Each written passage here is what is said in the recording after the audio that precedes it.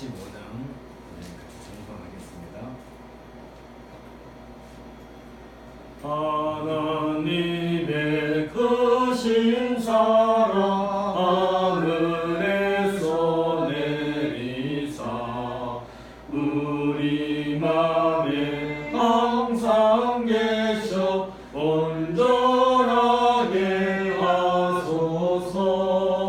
우리 주는 자비하사 사랑 무한하시니 두려워서 떠는 자를 구원하여 주소서. 걱정 근심 많은 자를 성령 강화하시며 복과 은혜 사랑받아 영원하게 하소서. 처음과 끝이 되신 주님 항상 인도하셔서 마귀 유혹받는 것을 속히 끌게 하소서.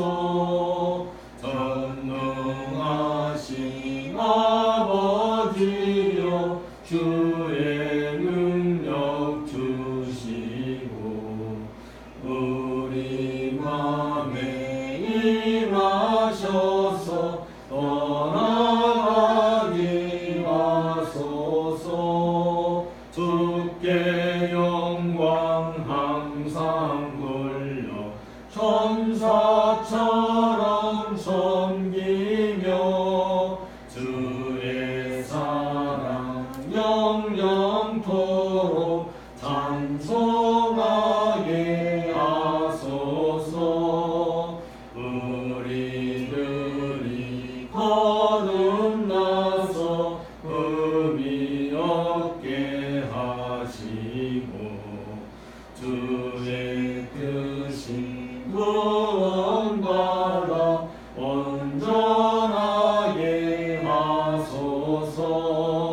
영광에서 영광으로 천국까지 이르러 크신 사랑 감격하여 경배하게 하소서.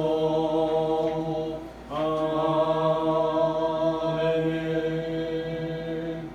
박수 기도하고 예배 시작하겠습니다.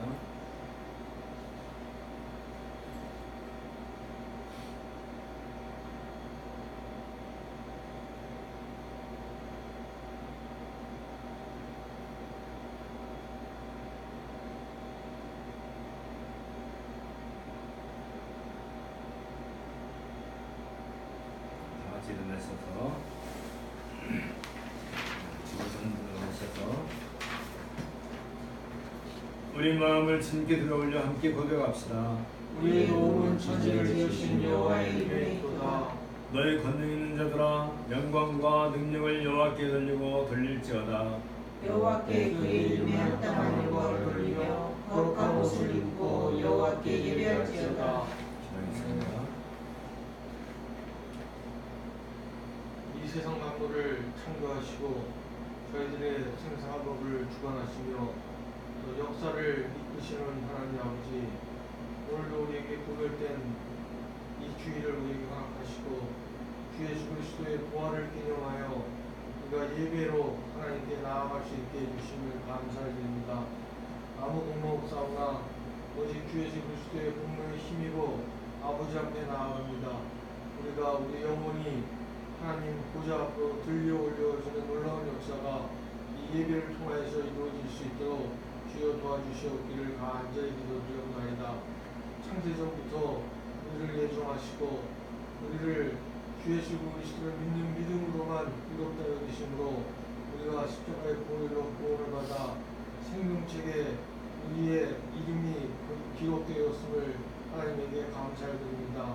그와 같은 엄청난 은혜와 엄청난 사랑을 받았음에도 불구하고 하나님의 사랑과 하나님의 은혜에 정말 조금이라도 보답하지 못하고 살아가는 이 죄 많은 인생들 하나님 긍휼히 여기셔서 오늘도 하나님의 뜻을 따라 살아가는 사람이 될 수 있도록 도와주시옵기를 간절히 기도드리옵나이다.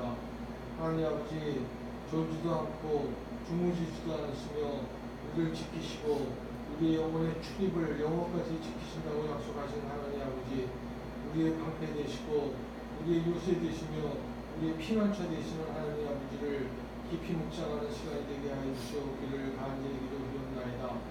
세상에 아무리 악하고 악으로만 물들어있는 세상 속에서도 우리가 예수 그리스도를 믿는 믿음으로 성결한 삶을 살아갈 수 있게끔 항상 이끌어 주시니 얼마나 감사한지 모르겠습니다. 하나님 세상으로부터 오는 많은 유혹과 많은 이 사단이 아직도 살아있어 우는 사자와 같이 우리를 집어삼키려고 할 때에 하나님께서 우리 편히 아니하셨다면은 우리 쪽에 계시지 않으셨다면은 우리를 인도하지 않으셨다면은 우리가 어떻게 되었을지 끔찍한 생각밖에 들지가 않습니다. 항상 우리 편 되시고 우리를 인도하시며 우리를 항상 보호하시는 하나님께 아버지께 진심으로 감사드립니다. 그리하여서 우리가 담대하게 인생을 살아갈 수 있게 해주심을 감사드립니다. 사탄의 죄의 울문에서 우리를 해방시키시고 오직 주 예수 그리스도를 믿는 믿음으로 살게 해주심을 감사드리오며 예배의 시종을 주께 맡기오며 모든 말씀을 우리 주 예수 그리스도의 이름 받도록 기도드렸습니다. 아멘. 1장 전송하겠습니다. 만도 내르는 하나님 온 백성 찬송 드리고 저천사여 찬송하세 찬송 성부 성자 성령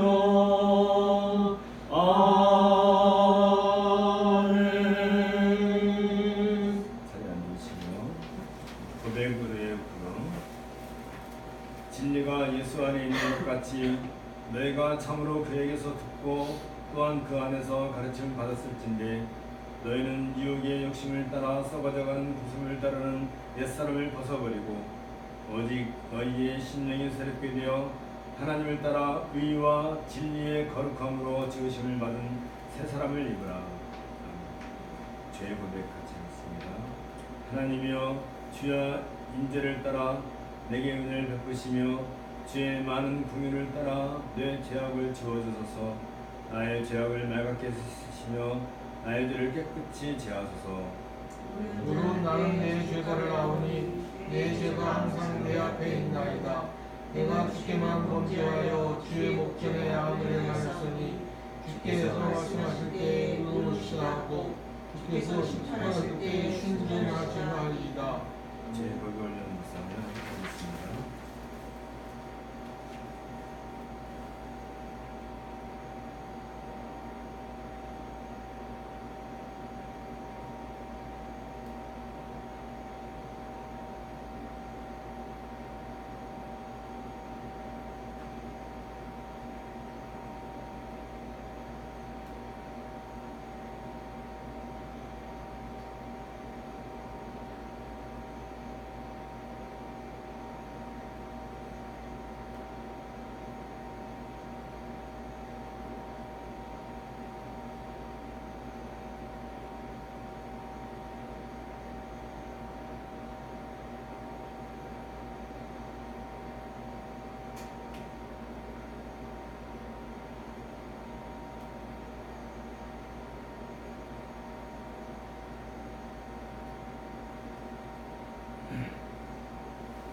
사명과 믿음의 행사.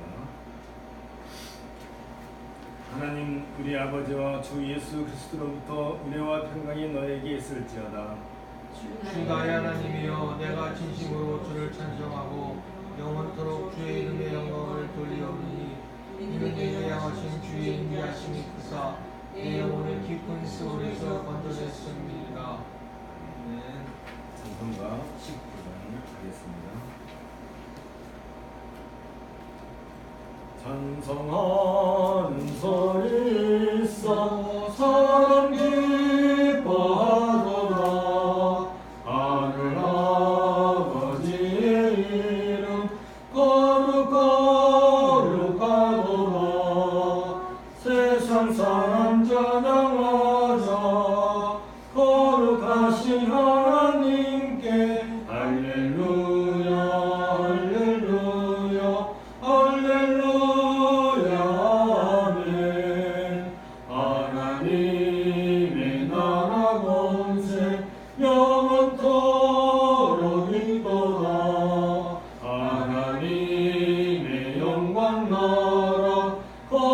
거룩하도다.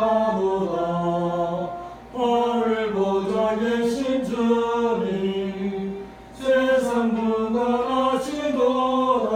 할렐루야 할렐루야 할렐루야 아멘.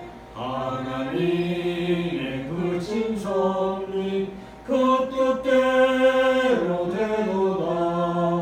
우리 아버지의 뜻은 거룩하도다. 주여서 기마셔서 기쁜 날을 주옵소서. 할렐루야 할렐루야 할렐루야 아멘. 아멘. 오늘 성경 낭독은 창세기 16장입니다. 아브라함의 아내 사레는 출산하지 못하였고 그에게 한 여종이 있으니 애굽 사람이요 이름은 하갈이라. 사레가 아브라함에게 이르되 여호와께서 내 출산을 허락하지 아니하셨으니 원하건대 내 여종에게 들어가라. 내가 혹 그로 말미암아 자녀를 얻을까 하노라 하매 아브라함이 사레의 말을 듣더니라. 아브라함의 아내 사레가 그 여종 애굽 사람 하갈을 데려다가 그 남편 아브라함에게 천국을 줄 때는 아브라함이 가나안 땅에 거주한 지 10년 후였더라. 아브라함이 하갈과 동침하였더니 하갈이 임신하매 그가 자기의 임신함을 알고 그의 여주인을 멸시한지라. 사레가 아브라함에게 이르되 내가 받은 모욕은 당신이 받아야 그렇도다. 내가 나의 여종을 당신의 품에 두었거늘 그가 자기의 임신함을 알고 나를 멸시하니 당신과 나 사이에 여호와께서 판단하시기를 원합니다. 아브라함이 사레에게 이르되 당신의 여종은 당신의 수종에 있으니 당신의 그의 좋을 대로 그에게 행하라 하매 사레가 하갈을 학대하였더니 하갈이 사레 앞에서 도망하였더라. 여호와의 사자가 광야의 샘물 곧 술길 샘 곁에서 그를 만나 이르되 사레의 여종 하갈아 내가 어디서 왔으며 어디로 가느냐. 그가 이르되 나는 내 여주인이 학대를 피하여 도망하였나이다. 여호와의 사자가 그에게 이르되 내 여주인에게로 돌아가서 그 수하에 복종하라. 여호와의 사자가 또 그에게 이르되 내가 내 씨를 크게 번성하여 그 수가 많아 셀 수 없게 하리라. 여호와의 사자가 또 그에게 이르되 내가 임신하였은즉 아들을 낳으리니 그 이름을 이스마엘이라 하라. 이는 여호와께서 내 고통을 들으셨습니다. 그가 사람 중에 들락이 같이 되리니 그의 손이 모든 사람을 치겠고 모든 사람의 손이 그를 치며 그가 모든 형제와 대항 안에서 살리라 하리라. 하갈이 자기에게 이르신 여호와의 이름을 나를 살피시는 하나님이라 하였으니 이는 내가 어떻게 여기서 나를 살피시는 하나님을 배우는고 합니다. 그러므로 그 색을 구엘라헤로이라 불렀으며 그것은 가데스와 베레 사이에 있더라. 하갈이 아브라함의 아들을 낳음에 아브라함이 하갈이 낳은 그 아들을 이름하여 이스마엘이라 하였더라. 하갈이 아브라함에게 이스마엘을 낳았을 때 아브라함이 86세였더라. 이는 주님의 말씀입니다. 하나님께 감사를 드립니다. 연도 찬송하겠습니다. 68장 하겠습니다.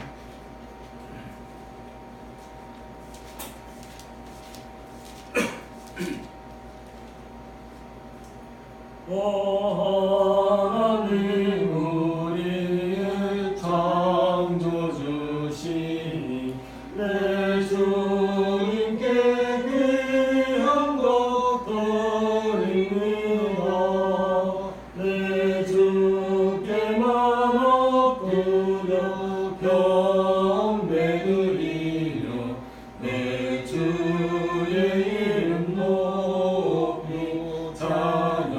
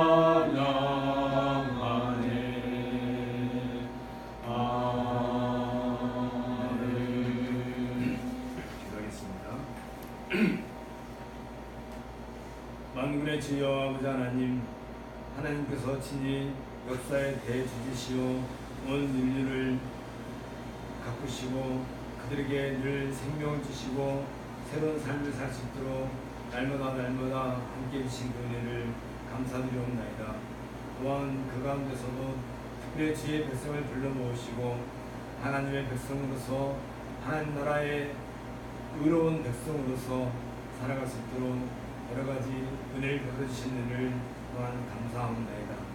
하나님, 저희가 무엇이 한데 이처럼 귀하게 여기시고 우리를 아끼시는지요. 주님의 그 은혜가 아니다 한다면 우리는 한 시간도 이 순간에 또 하나님의 그 진노 앞에서 살아갈 수 없으며 뿐만 아니라 우리가 아무리 지혜가 있고 우리가 아무리 능력이 있다 할지라도 이 악한 세상에서 하루라도 제대로 살 수 없는 것을 고백하옵나이다. 하나님, 간절히 바라옵기는 우리의 연약한 육신을 불쌍히 여기시고 우리가 힘들지 아니하고 하나님의 그 은총 가운데서 날마다 강건하되 주여 우리의 육신의 연약함을 주께서 불쌍히 여기시고 우리가 더 강건한 몸으로 주 앞에 달려나와 주님을 찬양하고 주 앞에 예배드리는 이 모든 일에 우리가 전심을 다할 수 있도록 은혜 내려주시기를 간절히 바라고 원합니다. 우리가 무엇입니까? 우리는 흙으로 지어진 존재요 자칫하면 깨어지기 쉽고 무너지기 쉽고 넘어지기 쉬운 그런 존재일 뿐인 것을 고백합니다.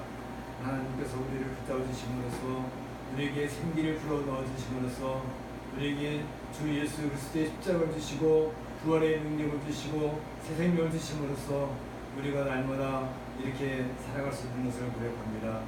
하나님 아버지, 간절히 바라옵기는 우리의 연약한 마음과 우리의 연약한 몸을 불쌍히 여기시고 질고와 환난으로부터 우리를 구원해 주셨기를 간절히 소원하옵나이다. 또한 하나님, 간절히 바라옵기는 이 땅에 있는 교회들이 주 앞에서 더 온전하고 더 굳건하게 살아갈 수 있도록 은혜 주시기를 또한 소원하옵나이다. 하나님 아버지, 참으로 지난 130년 동안 우리 한국교회 역사를 돌아볼 때 치욕과 불력의 시간이 얼마나 많이 있었는지 우리가 그 역사를 통해서 얼마든지 돌아볼 수 있으며 그때마다 이 교회가 하나님을 배반하고 배도하고 하나님 말씀 앞에 바로 서기보다는 인간들의 뜻과 인간들의 정치적인 귀환을 위해서 사분우열되었던 것을 우리가 돌아보는나이다. 하나님, 과연 진리의 말씀은 어디 있고 진리의 그 빛은 어디 있는지 교회들이 갈 바를 알지 못하고 그 말씀의 기근을 인해서 날마다 보면은 그 모습을 보게 되옵나이다.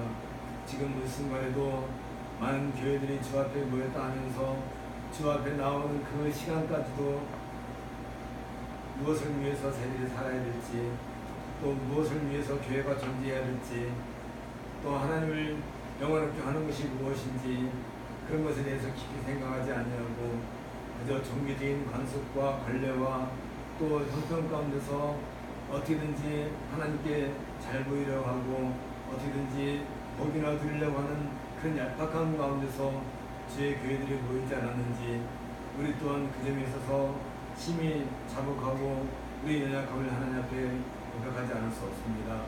하나님, 우리가 주 앞에 나온 것은 우리의 힘이나 우리가 어떤 권능에서 나온 게 아니고 오로지 하나님께서 우리를 기억하시고 불러 모아주심으로써 이 자리에 나왔고 또한 주의 천상의 나라에 우리가 들어올림을 받아서 주 앞에서 말씀을 듣고 또 주의 성찬을 먹고 또 주의 그 은혜를 누리는 이 복된 날을 우리에게 주사온즉 우리가 이 놀라운 은혜의 시간에 함께하게 하고 또한 모든 주의 성도들이 오늘 이 자리에 나와서 주 앞에 영광 드리는 그 모든 것들이 그저 되어진 일이 아니라 수천 년 전부터 하나님께서 친히 역사하시고 또한 역사 속에서 그 모든 일을 성취하심으로써 이루어진 것을 우리가 아옵나니 주여 우리의 연약함을 우리의 나태함을 불쌍히 여겨 주시기를 간절히 소원하옵나이다.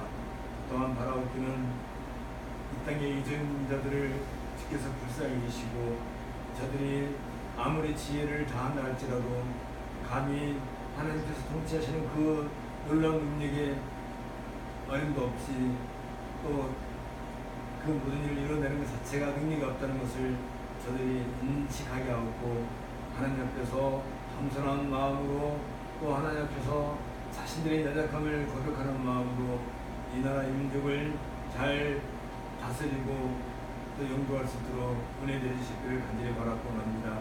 대통령을 비롯해서 산부 여인들과 또 국회의원들과 각 도지사들과 또 각 기관에서 일하는 모든 공무원들이 하나님의 은혜 가운데서 자기들이 있게 된 것을 또한 기억하고 나라를 위해서 헌신 봉사하되 또 국민들을 주인으로 여기고 섬기는 그런 마음으로 최선을 다하여 봉사할 수 있도록 은혜를 더하여 주시기를 간절히 바라고 원합니다.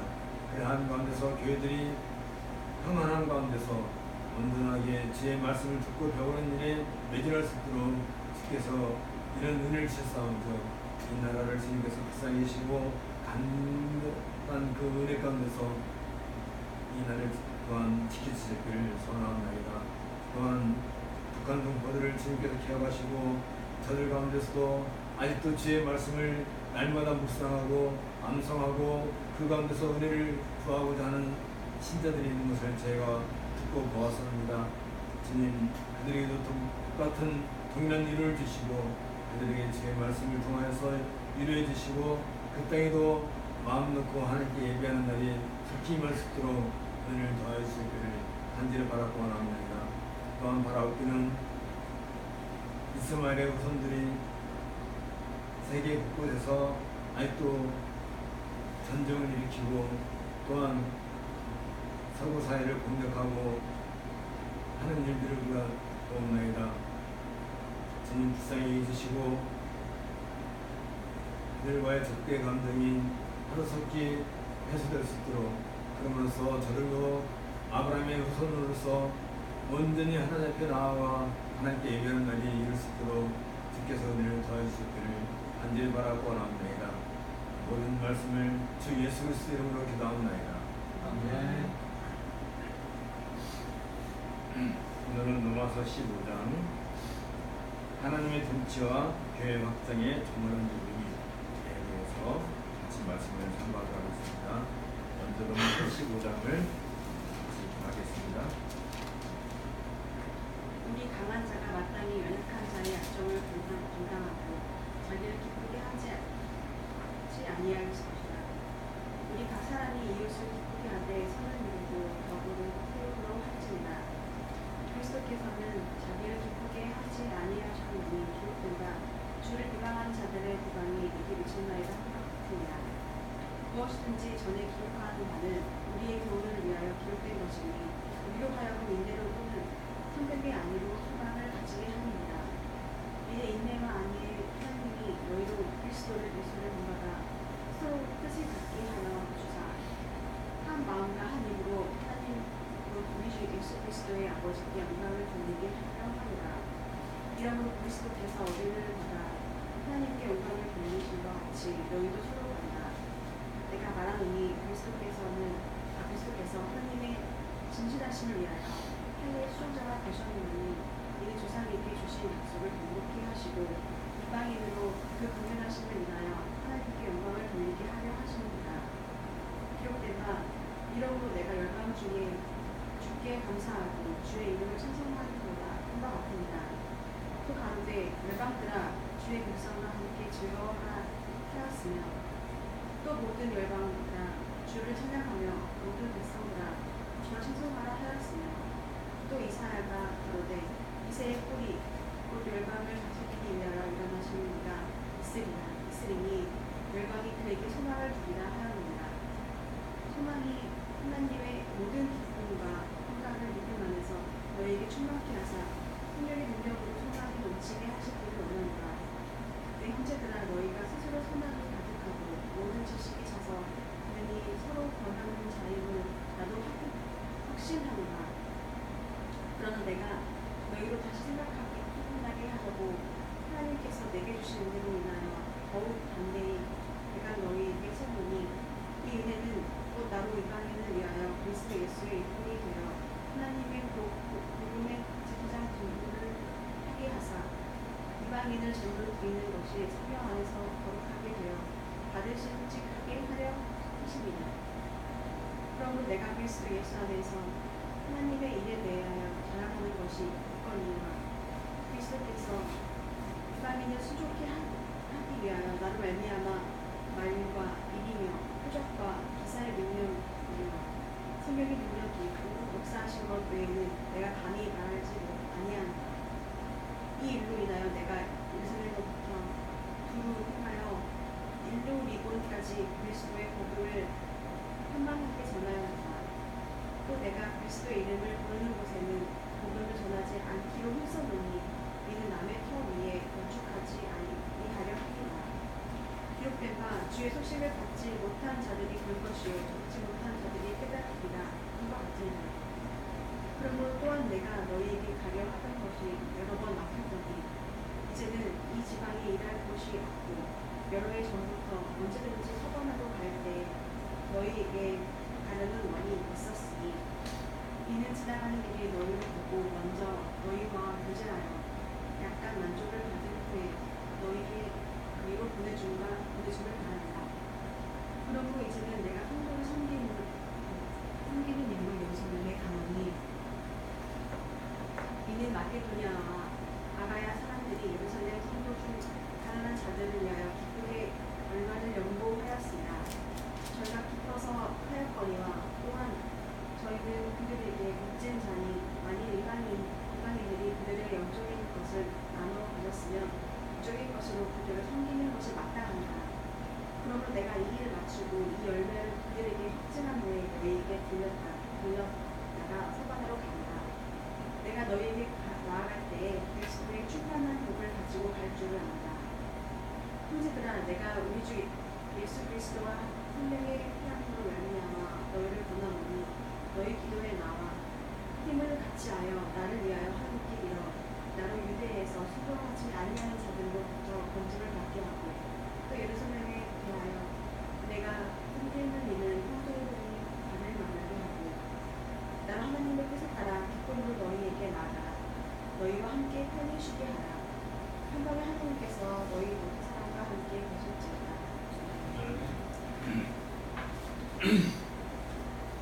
우리가 로마서 14장에서 교회의 화합과 일치는 옛 전통 위에 서있는 새로운 질서의 세계를 구축하는 새 이스라엘 공동체의 정체성 확립과 긴밀한 관계를 가진다는 사실을 본 적이 있습니다.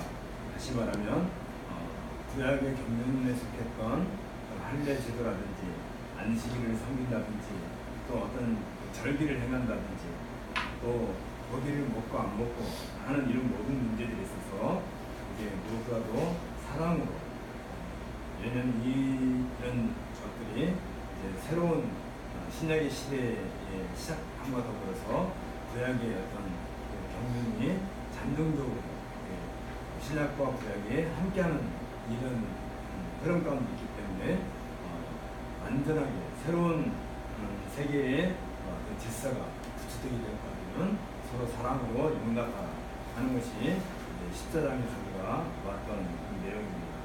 때문에 바울은 옛 관습을 교회 안에서 잠정적으로 인정을 하되 점차 새로운 질서를 확고하게 구축해 나가야 된다 하는 부분을 우리에게 제시해 준 바가 있습니다. 이 과정에서 바울은 그리스도의 복음을 믿는 믿음이라는 이신칭의 신학적 원칙 위에서 새 질서를 대표하는 것으로서 제 사랑을 교회의 핵심적인 그런 원동력으로 제시한 바가 있습니다. 더불어 바울은 하나님의 나라는 먹는 것과 마시는 것이 아니요 오직 성령 안에서 의와 평강과 희락이라고 밝힘으로써 이제는 교회가 더 이상 절기나 규례를 따르는 것으로 살아가는 것이 아니라 장차 성령께서 주시는 의와 평강과 희락으로 세워져 가야 한다는 사실을 밝혀준 바가 있습니다. 교회에게 주어진 이 질서는 구약에서 얘기했던 절기나 규례가 아닌 의와 평강과 희락으로 세워져가는 새로운 질서의 시대가 이제 시작된 것을 우리에게 보여준 것입니다. 바울이 교회를 위와 평강과 희락으로 통치하시는 성령께서 주관하시는 새 질서의 세계로 보고 있는 것은 교회 시대를 성령께서 주관하신다는 부사적인 관점에 근거하고 있습니다.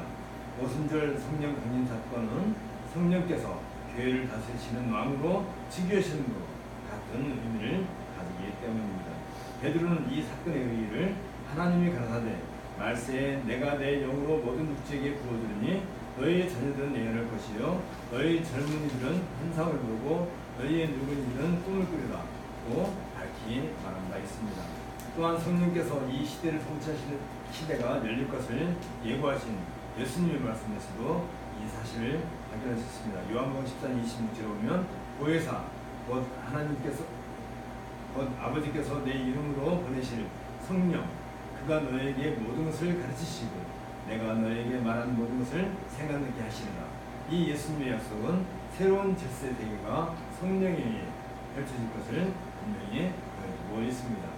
바울은 화평의 일과 서로 덕을 세우는 일 이것이 교회가 힘써야 할 근거로서 성령께서 우와 평강과 희락으로 교회를 통치하신다는 사실에 대한 역사적인 그런 성취로 해석하고 있는 것입니다. 이런 관점에서 바울은 교회 안에서 본질적인 문제가 아닌 부차적인 문제들, 다시 말하면 아디오파라 같은 문제들은 강한 자가 약한 자를 받아들인다는 원칙 아래에서 성령께서 화평과 더불어 교회를 통치하시는 사실을 밝혀줬던 것입니다. 여기 로마서 15장 6절에서 우리 강한 자가 마땅히 연약한 자의 약점을 담당하고 자기를 기쁘게 하지 아니할 것이라 는 이러한 바울의 권고는 이제 로마서 14장을 한마디로 요약한 것과 같은 의미가 있습니다. 여기에서 바울은 성령께서 통치하시는 새로운 질서가 구축된 세계에 이제 한 단면을 보여주고 있습니다. 곧 새 질서의 세계에서 강한 자는 약한 자의 연약함을 상쇄하는 일을 기꺼이 감당해야 된다는 것입니다. 그것은 하나님의 사업을 든든히 세우는 일이며 선을 이루고 덕을 세우는 일이기 때문입니다. 바울은 이 사실을 강조하기 위해서 그리스도를 모범으로 내세우고 있습니다. 그리스도의 고난과 죽음과 관련되어 있는 시편 69편을 바울이 여기에서 인용하고 있는 것은 다른 사람을 위해 자신을 기꺼이 내어주는 그리스도인의 사랑에 대한 모형으로서 그리스도를 제시해주기 위함인 것입니다. 바울은 이 진술을 통해서 성육신의 의미와 그리스도의 지상생활의 특성을 웅변적인 과묵함으로 요약하고 있습니다. 예수님은 자기를 기쁘시게 하는 대신에 성부 하나님과 인간들을 섬기기 위해 자신을 주셨습니다. 예수님은 근본 하나님의 본뜻이기 때문에 모든 사람이 그분을 기쁘시게 하도록 할 만한 가장 큰 권리를 가지고 계셨지만 자신의 이익을 위하여 하나님과 동등됨을 취할 것을 여기지 아니하시고 먼저 영광에서 자기를 비웠고 그 다음에는 섬기기 위해 자신을 낮추셨던 것입니다. 그리스도는 바울에게서 단순한 고용명사가 아니었습니다.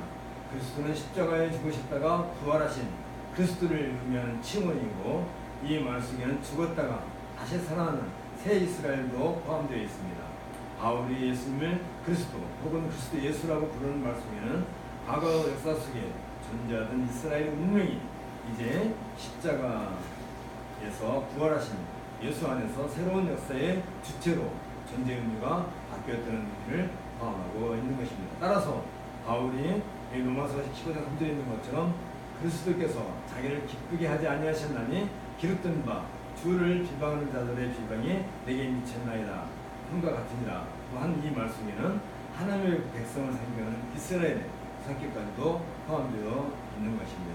곧 제사장 나라로서 이스라엘은 오로지 자신의 영광이 아닌 하나님의 영광만을 위해 존재해야 한다는 점에서 이제 옛 언약 공동체를 개성한 새 이스라엘에게서도 동일한 성격이 발현되어야 하는 것은 너무나 당연한 원리적 기결입니다. 이런 점에서 언약 공동체로 새롭게 부름받은 교회는 자신의 영광을 위해서가 아니라 그리스도와 같이 오로지 하나님의 영광을 위해 존재해야 하는 것입니다. 그리스도께서 자신을 기쁘게 하기를 거부하시고 성부 하나님의 이름과 뜻과 대의와 영광이 너무나 완벽하게 동화된 나머지 하나님께 향하도록 되어 있는 모형마저도 그리스도 자신에게 미치도록 하셨던 것처럼 새 이스라엘로 부름받은 교회는 기꺼이 그리스도의 복음을 자신들의 성격으로 가져야 하는 것입니다. 그러므로 이제 새 이스라엘 공동체인 교회는 기꺼이 그리스도의 성품을 따라 모든 영광과 존재의 목적까지도 하나님 위에 존재한다는 사실을 이제 고백해야 하는 것입니다. 또한 그리스도의 인내가 하나님의 통치를 이 땅에 구현하고 교회를 구원하기 위한 것이라 한다면 교회 역시 온 땅에 하나님의 통치를 구현하고 마침내 영광스러운 하나님의 나라가 세워질 것을 바라보아야 하는 것입니다. 그 결과 온 땅은 성령의 통치 아래에서 하나가 되며 궁극적인 창조의 완성을 향해 나아가게 되는 것입니다. 여기에서 바울이 말하고 있는 교회의 화합과 일치는 교회 내부에서 성취되는 것으로 끝나지 않습니다. 바울은 교회의 화합과 일치가 만유의 통일을 이루기 위한 하나의 기초 단계로 보고 있는 것입니다. 로마서 15장 5, 6절에 있는 것처럼 이제 인내와 안위의 하나님이 너희로 그리스도 예수를 본받아 서로 뜻이 같게 하여 주사 한 마음과 한 입으로 하나님 곧 우리 주 예수 그리스도의 아버지께 영광을 돌리게 하려 하노라. 는 바울의 이 찬양은 교회의 화합과 일치가 가져올 영광된 일을 충분히 보여주고 있습니다. 유대인과 이방인이 하나가 되고 세상 만민들이 하나님을 예배하고 찬양하는 일이 하나가 되는 근거는 바로 그리스도 자신입니다. 여기 로마서 10장 7절에 있는 것처럼 이러므로 그리스도께서 우리를 받아 하나님께 영광을 돌리신 것 같이 너희도 서로 받으라. 는 이러한 바울의 권고는 강한 자가 약한 자를 받아들여야 할 분명한 이유뿐 아니라 그리스도 안에서 만국 백성이 서로 하나를 이루어야 할 이유를 밝혀주고 있습니다. 그리스도의 오심은 먼저 하나님께서 이스라엘 자손들에게 하신 약속의 성취였습니다. 이로써 하나님은 그들을 통해 온 인류가 복을 받을 것이라는 약속을 신실하게 보여주셨습니다. 따라서 그리스도의 오심은 유대인뿐 아니라 이방인들에 대한 하나님의 사랑과 긍휼을 보여준 것이기도 합니다. 이게 8절에서 9절에 있는 내용이라 할 것입니다. 이제 모든 인류는 하나님의 은혜로운 주권을 인정하는 하나의 공동체 안으로 부름을 받았습니다. 모든 사람들이 서로를 받아들이는 것의 보편적인 범위가 창조의 협의까지 넓힌다면 그 새로운 하늘과 땅과 함께 서로를 받아들이는 것은 이미 교회 안에서 가시적인 현실로 나타나게 되는 것입니다. 또한 그 현실이 아직도 소망으로 남아있다면 그 소망은 하나님의 능력에 뿌리박은 소망이며 따라서 그 소망은 매우 확실한 것입니다. 이런 점에서 교회 공동체 회원들은 그리스도의 주권에 대해 순종해야 하며 또 그 안에서 신앙의 이해나 또 그 정도에 대한 이견 때문에 다르게 반응하는 사람들이 있다 한다면 반응으로 서로 받아줘야 하는 것입니다.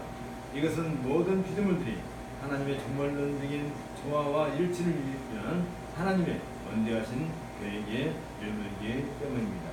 따라서 교회의 화합과 일치는 이 땅에서 하나님의 백성이 가져야 할 성숙한 신앙의 한 단면을 우리에게 보여주는 것이기도 합니다.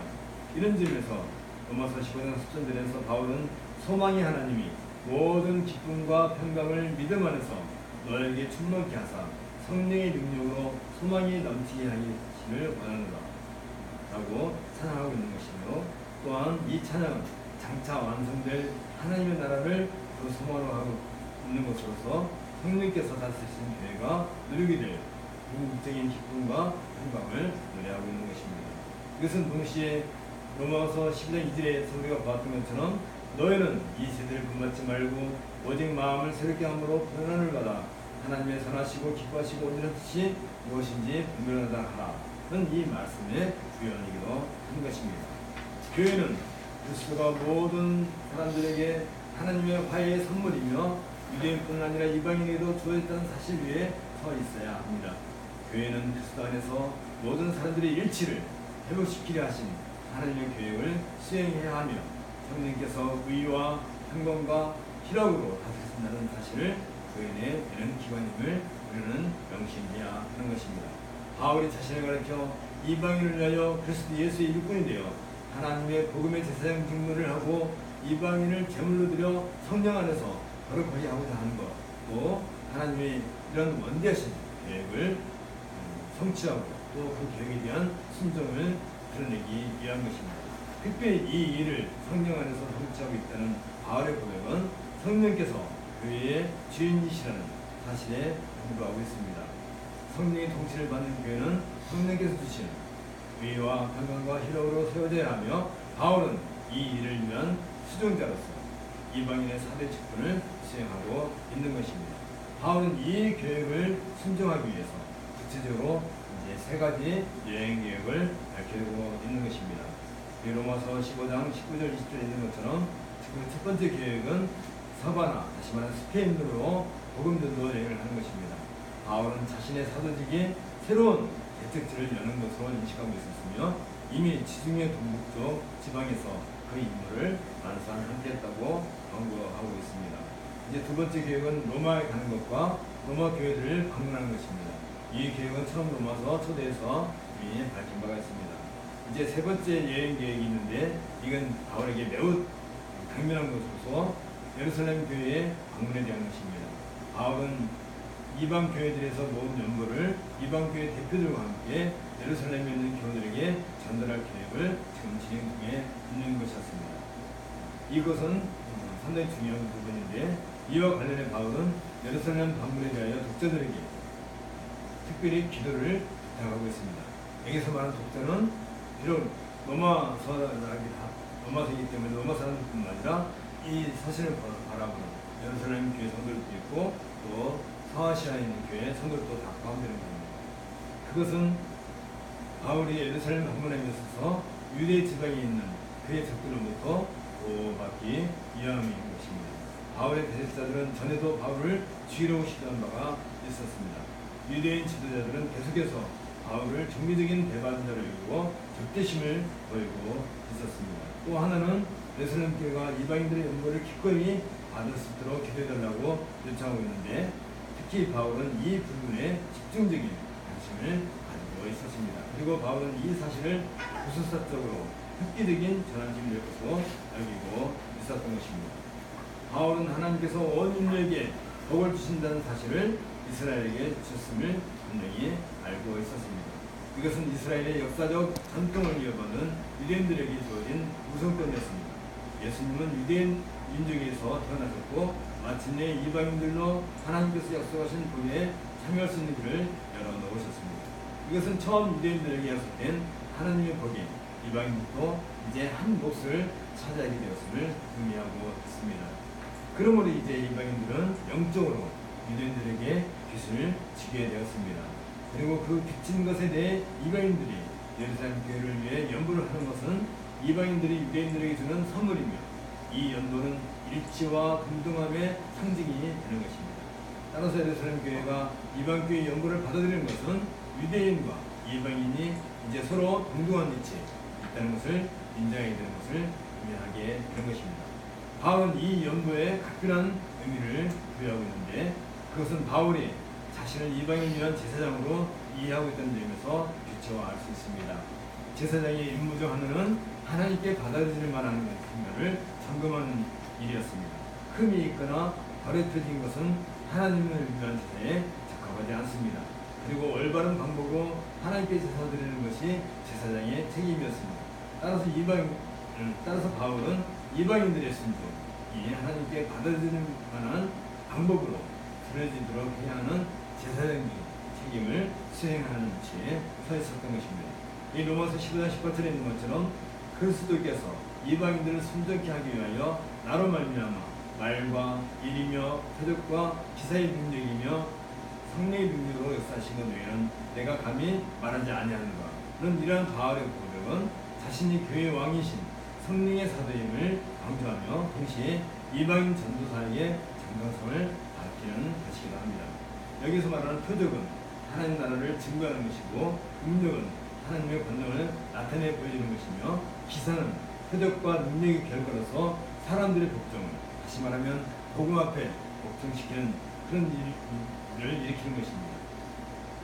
이것들은 사도의 표 혹은 참된 사도의 표시로 알려져 있었으며 바울의 사도성에 대한 직접적인 증거가 되기도 합니다.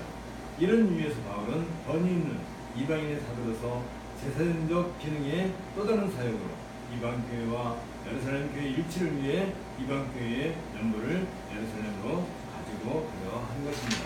바울은 이 일을 통해서 멸망에 흩어진 유대인들이 먼 나라에서 하나님의 영광을 선포할 것이며 멸망에서 사람들을 예루살렘으로 데려와 여호와께 드릴 예물로 드릴 것이라는 이사야의 예언이 성취되는 동말론적 의미로 이해하고 있었던 것입니다.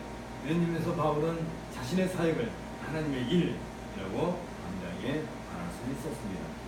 예루살렘 교회가 이방 교회들의 연보를 받아들인다는 것은 이방 교회들이 이스라엘에게 주어진 영적인 복에 참여하는 것과 같은 의미를 가집니다.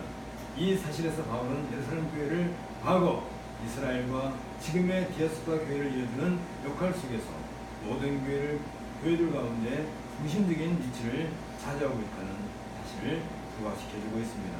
바울이 연보의 수혜자들을 성도라고 일관에 지칭하는 이유도 바로 여기에 있는 것입니다. 이것은 안디옥 교회 사건 이후에 더욱 불거진 바울과 예루살렘 교회 사이의 긴장 관계를 고려할 때 이 연도가 서로 간에 갈라진 틈을 치유하기 위함만이 아니었음을 암시합니다. 바울은 여기 27절에 있는 것처럼 저희가 기뻐서 하였거니와 또한 저희는 그들에게 빚진 자니 만일 이방인들이 그들의 신령한 것을 나눠 가졌으면 육신의 것으로는 그들을 섬기는 것이 마땅하니라.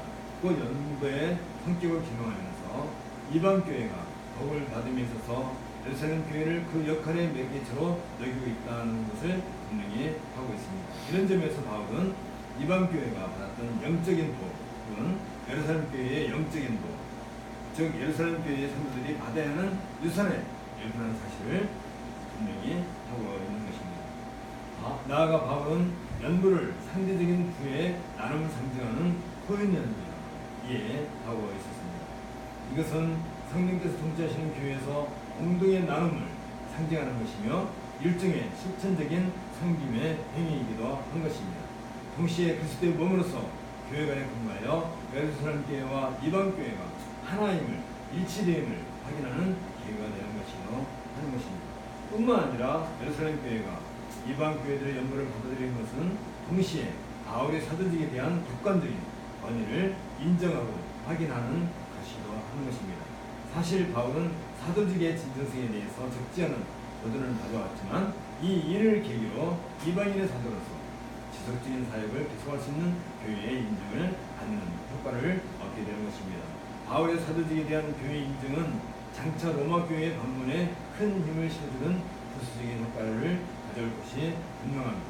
바울과 로마 교회와의 직접적인 결과 없었던 점으로 미루어와 지중해 서쪽 지방으로 선교 사역을 확장함에 있어서 로마 교회 후원을 필요하고 있는 바울에게 있어서 이 점은 상당히 큰 비중을 차지하게 될 것이었습니다. 그러므로 내가 이 일을 마치고 이 열매를 저에게 확정한 후에 너희에게를 지나 사바나로 가리라는 이 바울의 진술은 이 모든 일이 성령께서 교회를 통치하시는 원칙에 근거한 것이며 교회의 확장을 통해 모든 인류를 일치시키고자 하는 하나님의 원대하신 계획을 구원하는 것을 의미합니다.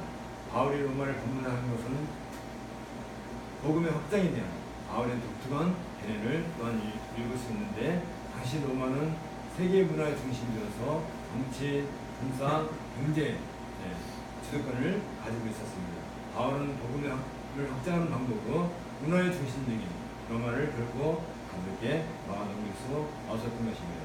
고도한 문화는 문화적인 교류를 통해서 자연스럽게 작업한 문화로 흘러가기 마련입니다. 따라서 바울은 문화의 중심적인 로마에서 복음을 전하는 것이 온 세계로 복음을 확장하는 유력한 기름을 잘 알고 있었던 것입니다.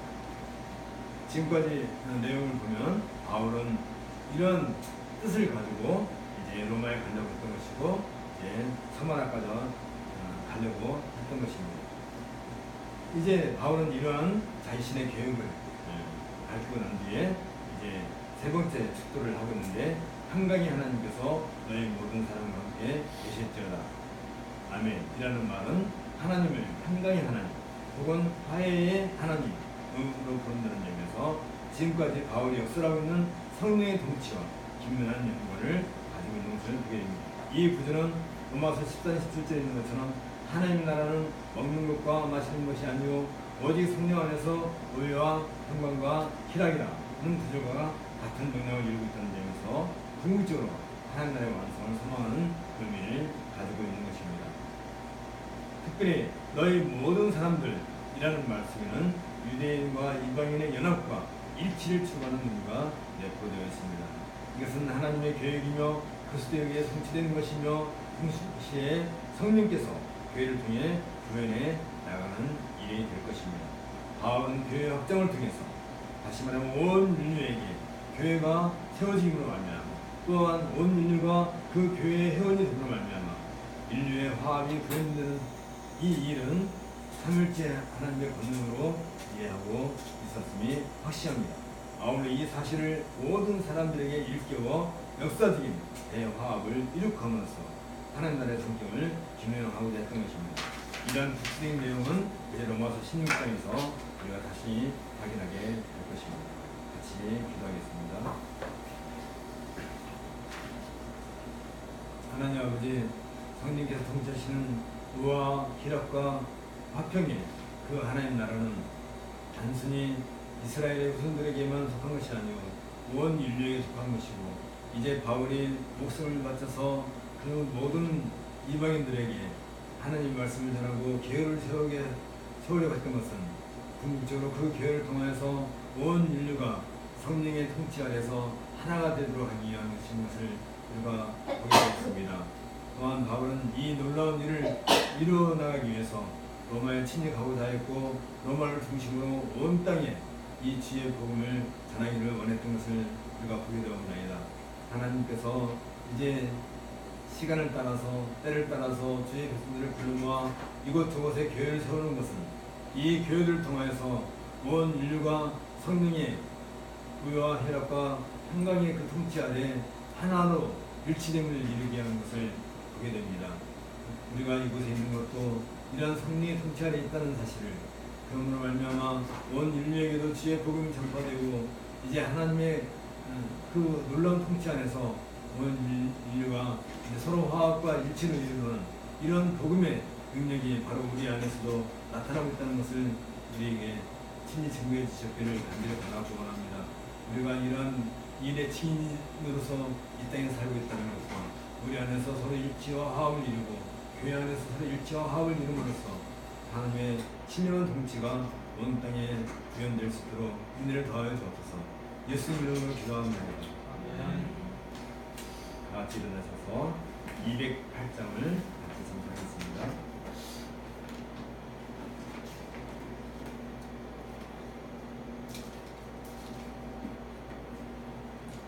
내 주의 나라와 주 계신 성전과 피 흘려 사신 교회를 늘 사랑합니다. 내 주의 교회는 천성과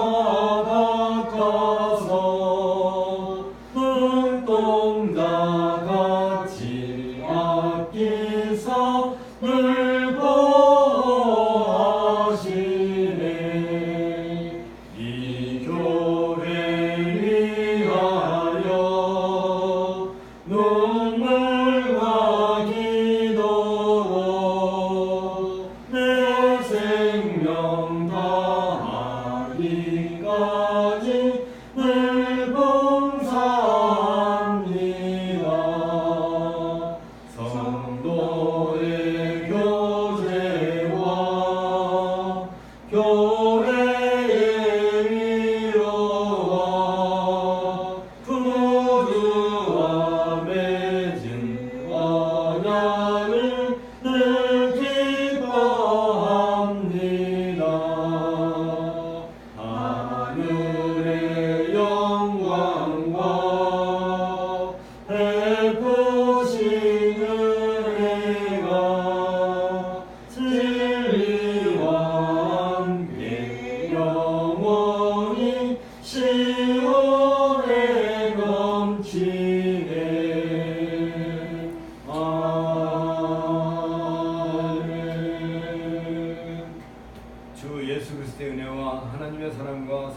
교통하심이 너희 무리와 함께 있을지어다.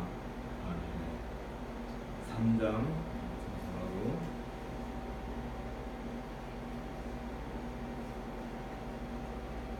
성부와